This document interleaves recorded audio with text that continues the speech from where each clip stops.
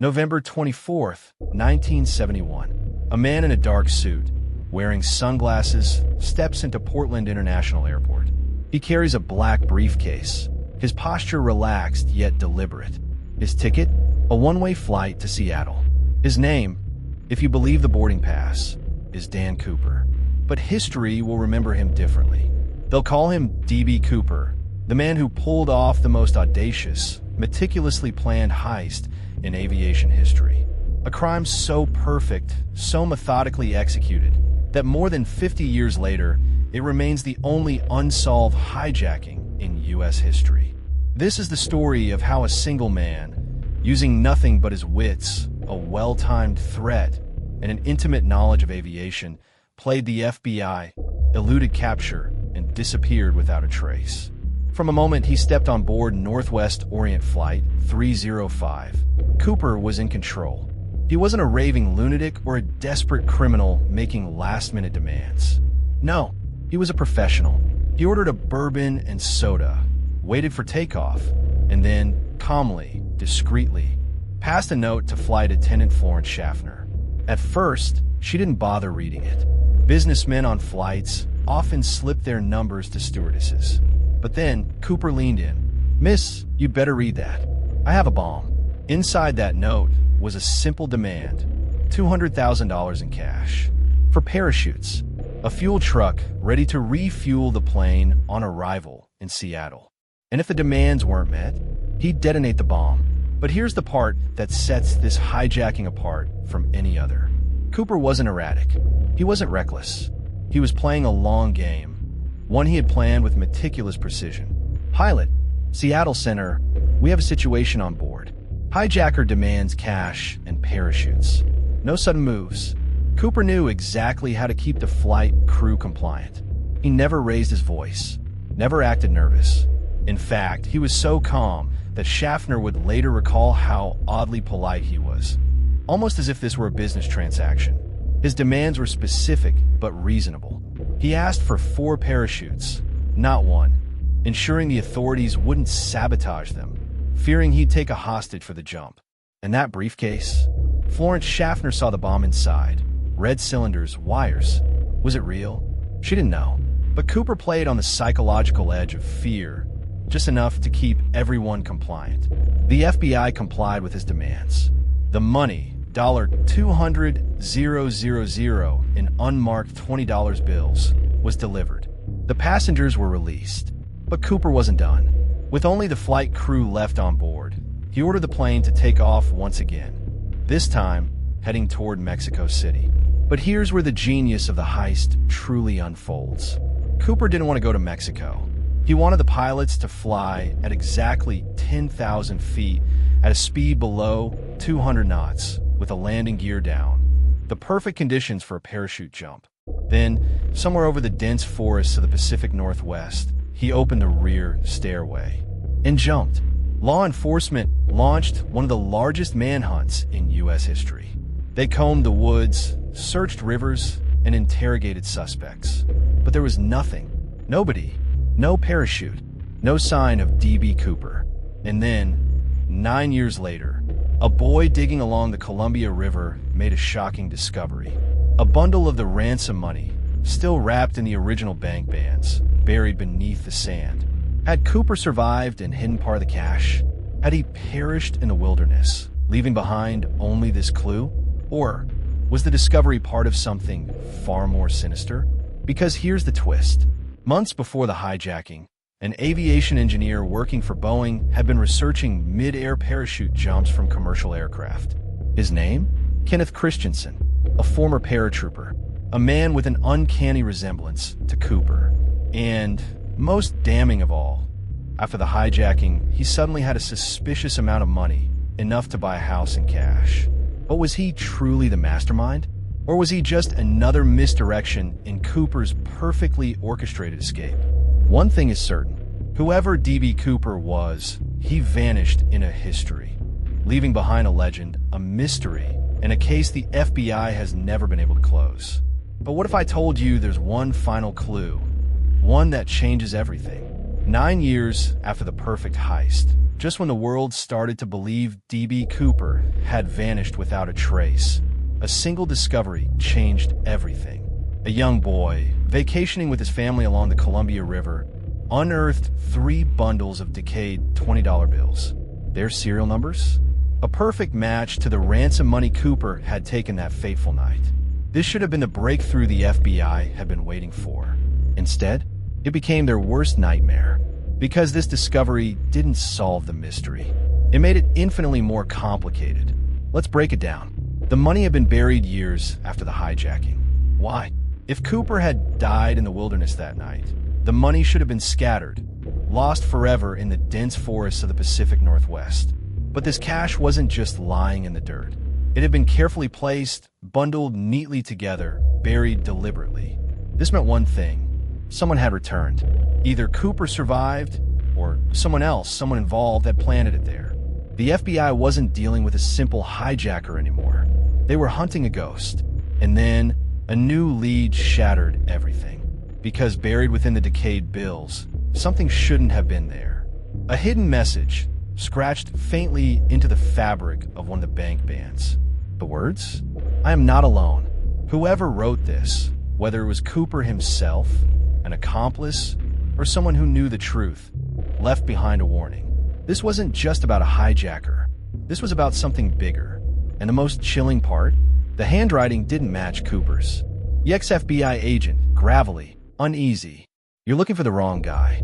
Months after the buried money was found, a retired FBI agent, one of the original investigators on the Cooper case, came forward with a story that was never in the official files. The jump wasn't a solo job, he said. Cooper was just a frontman. According to him, there was another player in the game, someone who stayed out of sight, controlling the strings from the shadows. A second man, waiting on the ground. And what's worse, this mysterious second man may have been the real mastermind.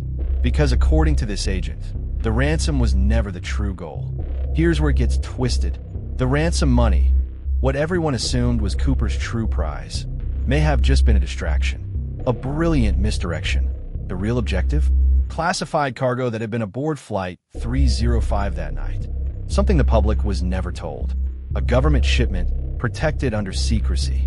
A shipment that, after the hijacking, was never accounted for. What was in that cargo hold? And more importantly, did Cooper, or the man behind him, steal something worth far more than $200,000? The FBI never confirmed what was missing. But behind closed doors, whispers started. That the hijacking wasn't just a crime. It was an extraction. Mysterious caller, calm, measured. Tell them I know the truth. And tell them I'm done running. Then, out of nowhere, a confession. A man claiming to know exactly what happened that night reached out to authorities. But before he could speak, he vanished. His apartment? Ransacked. His bank accounts? Frozen. And his last known whereabouts? A bus ticket to a remote Oregon town where he was never seen again. Had he been silenced? Or had he been in on the plan all along, only to realize that he was just another pawn? For decades, the world has believed that only one man vanished that night. But a recent discovery in the FBI archives suggests there may have been 2. A second passenger, booked under a name so unremarkable, so ordinary, that no one noticed.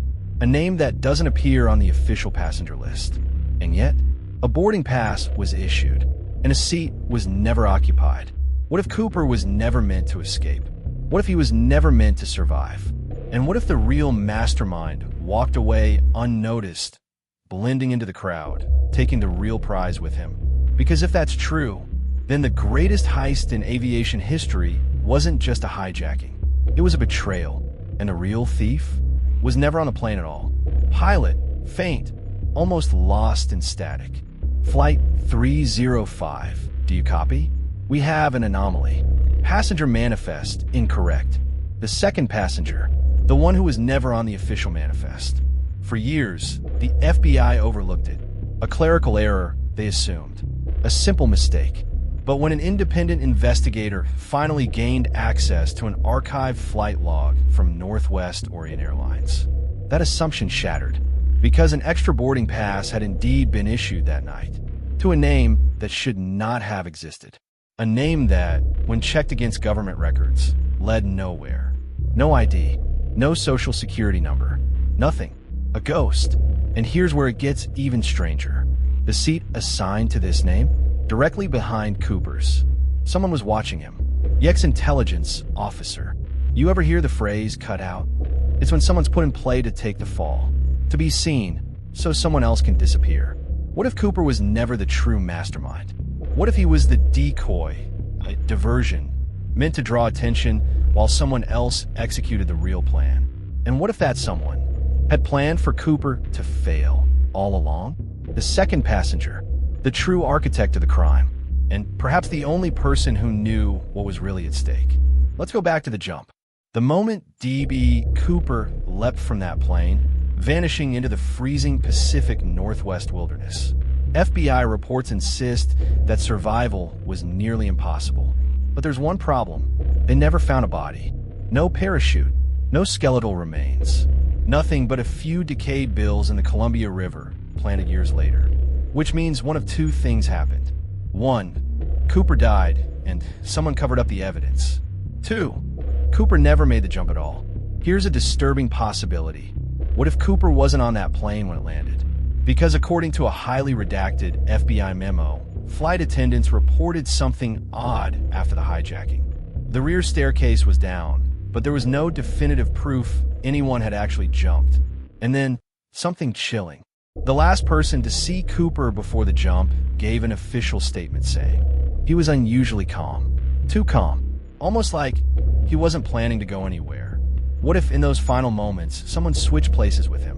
What if the real Cooper, whoever he was, walked off that plane in plain sight, while the man in sunglasses disappeared forever? And then, an even bigger revelation. In 1995, an anonymous informant contacted authorities, claiming to have inside knowledge of the hijacking. The message? He was never working alone. He was working for them. But who was them? Was this bigger than a heist? Was Cooper connected to something far more dangerous than anyone imagined? Could he have been an operative? Someone who used the hijacking as a cover for something far more valuable than money? And if so, was the FBI hunting the wrong man this entire time? For years, investigators followed the ransom money, believing it was the key to solving the case. But what if it was always a red herring? What if the real prize that night was something else entirely? Something that was smuggled off the plane while all eyes were on Cooper? Something that, if uncovered, could change the entire narrative of what really happened that night. The item? Aerospace documents, highly classified. And next to it, a handwritten note in faded ink. Item officially lost in transit, November 24th, 1971. The exact night of the hijacking. Then, just when it seemed the case had gone cold, a new witness emerged. Someone claiming to have known Cooper personally. And before the meeting could take place, the witness vanished. His home was found ransacked, his emails wiped, and the only clue left behind, a scrap of paper stuffed into a drawer, with one final message, written in frantic, uneven handwriting. He's still out there. But the real question isn't whether Cooper survived. It's whether his plan ever truly ended. Distorted voice, mail, urgent. They found something. Storage Unit 317. It's not what we thought. Slam, the witness. The one who sent the cryptic message. I know who he was. He was supposed to meet a journalist the next day, but he never made it. The last trace of him? A single phone call placed from an unregistered number to an abandoned payphone in the Nevada desert. The FBI tracked the call, hoping for a lead. But what they found? Nothing.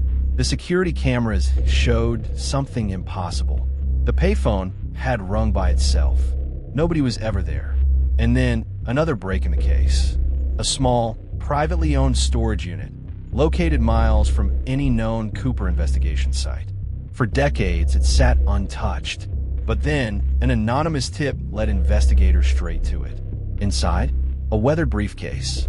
The combination lock still intact. And when they cracked it open, reassigned, not deceased, not at large, but reassigned, as if Cooper's disappearance was never an accident, but an operation. And then, the final, chilling detail. Inside the folder, beneath classified reports and old flight manifests, was a single business card, embossed with a name that had never before been linked to the case. A name connected to Cold War espionage, covert operations, and false identities. A name that shouldn't have been there at all. And when investigators ran it through modern databases, it matched the records of a high-ranking intelligence officer who disappeared the same year as Cooper. It was the missing piece, the one detail no one had considered, because D.B. Cooper never existed. Not as a real person. He was an identity, a cover story, a smokescreen for something far more dangerous than a simple hijacking. And if that was true, then the real question wasn't how he disappeared. It was who he was working for. The memo contained a single line of text, redacted in later versions. Operation Bishop is complete. Subject has been extracted. Status, active. Active, as in still alive. And then, something truly unsettling. Months after the storage unit discovery, a traveler passing through Seattle-Tacoma International Airport noticed something odd.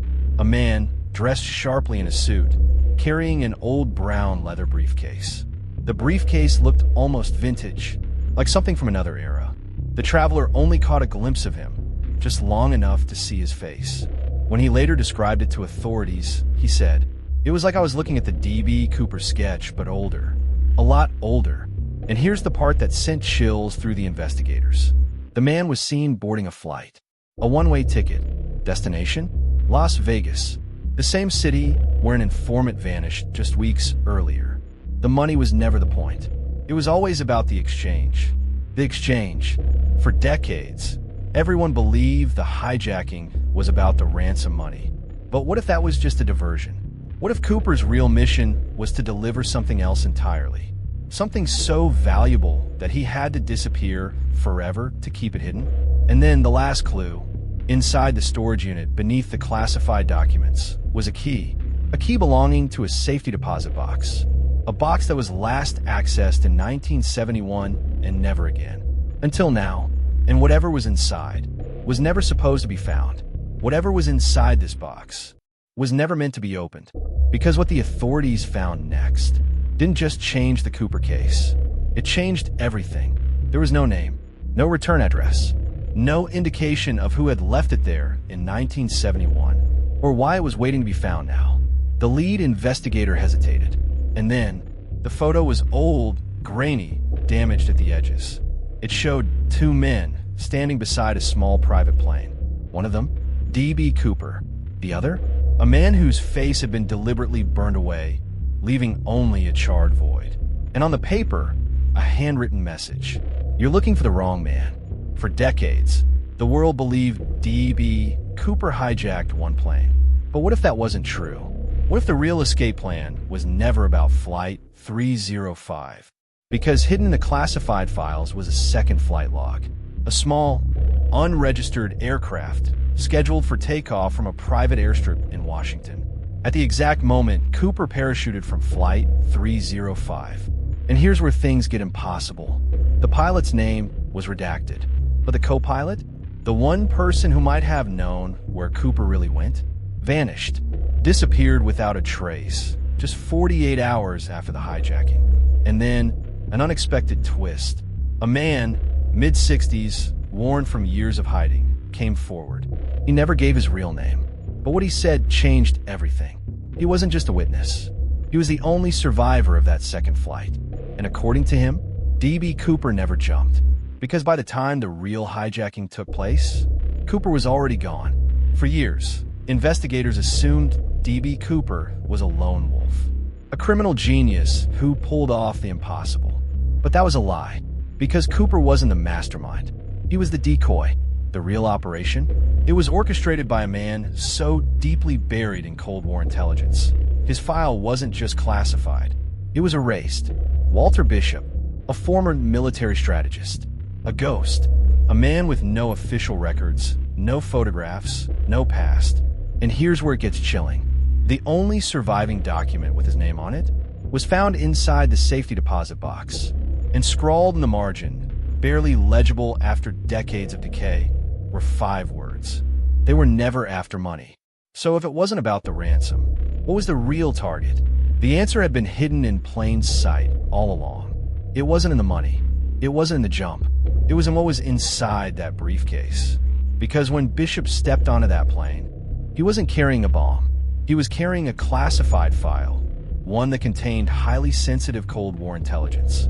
Something so valuable that someone was willing to stage the greatest unsolved hijacking in history to steal it. And then, one last clue. Days after the storage unit discovery, an anonymous package arrived at a Seattle news station. Inside, a cassette tape. The recording was short, distorted, barely audible, but one sentence stood out, clear as day. A voice from the past, gravelly, deliberate, controlled. A voice that had been assumed dead for decades. It simply said, "I told you I never left. He's gone. I told you I never left." A security camera feed. A man in a tailored suit strides through an airport terminal. He carries a brown leather briefcase. Aged, worn, yet unmistakably familiar. The camera glitches. When it refocuses, he's gone. How do you vanish into thin air? How do you execute a crime so meticulously that 5 decades later, it remains unsolved? The truth? D.B. Cooper wasn't just a hijacker. He was a strategist, a tactician, a man who understood a fundamental law of the world. Control the system, and you control the outcome. And that, my friends, is how he won. Let's go back. For years, the world believed D.B. Cooper was the centerpiece of this crime, that he was the mastermind, the lone wolf who pulled off the impossible. But what if we told you that was never the real plan? Because the greatest criminal minds, just like the greatest strategists, know one thing. The best way to hide the truth is to make the world look the other way. And that's exactly what Cooper did.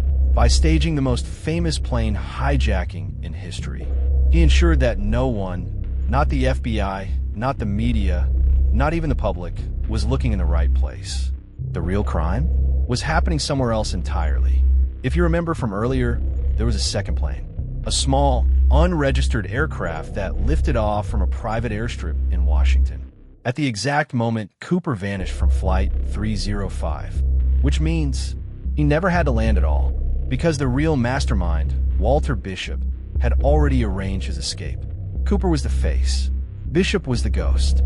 And while the world obsessed over parachutes and money floating in the woods, Bishop was already gone. Now, let's talk about that envelope. The one found in the safety deposit box decades later. The one with a burned-out photograph and a cryptic message. You're looking for the wrong man. Why would Bishop leave behind a clue that could unravel everything? The answer? Because he knew no one would ever believe it. By the time that envelope was discovered, the case had already become legend. The FBI had closed their investigation. The world had moved on. And Walter Bishop? He had retired. Now here's the real kicker. The hijacking wasn't about the money. It wasn't about the parachute. It wasn't even about D.B. Cooper. It was about information. Because inside that briefcase wasn't a bomb. It was a classified Cold War intelligence file. A file containing data so sensitive that it was worth orchestrating the perfect crime to steal it. So what can we learn from this? What made this crime so legendary? The answer is simple. The mastermind understood the system. Bishop knew how the FBI operated. He knew how the media would react. He knew exactly how to manipulate the public. And most importantly, he knew that real success, whether in crime, business, or life, isn't about working harder. It's about working smarter. The tactics used in this crime, they aren't just for criminals. They're for anyone who wants to win in life. Control the system. The smartest people don't fight the game. They learn the rules better than anyone else and use them to their advantage. The power of the decoy. In negotiations, in business, in competition, sometimes the best way to get what you really want is to make people look somewhere else. Strategic risk-taking. High risk, high reward. But only if you plan every move ahead of time. D.B. Cooper, or rather, Walter Bishop, wasn't just a criminal. He was a strategist, a tactician, a man who understood that most people only see what they're shown. And that's why, 5 decades later, we're still telling his story. Final question, did he really get away? Now we have to ask, if Walter Bishop was the real mastermind, If he truly escaped with the information he stole, then who was the man in that airport 50 years later, still carrying that same brown leather briefcase? Was he ever caught, or is he still out there? If you've enjoyed unraveling the genius behind the perfect crime, subscribe to the Mastermind Files True Crime YouTube channel. We dive deep into strategy, human psychology, and the untold stories of history's greatest criminal minds. Don't miss the next gripping episode. Subscribe now, hit the notification bell, and share your thoughts in the comments. And remember, the best way to win is to think like a mastermind.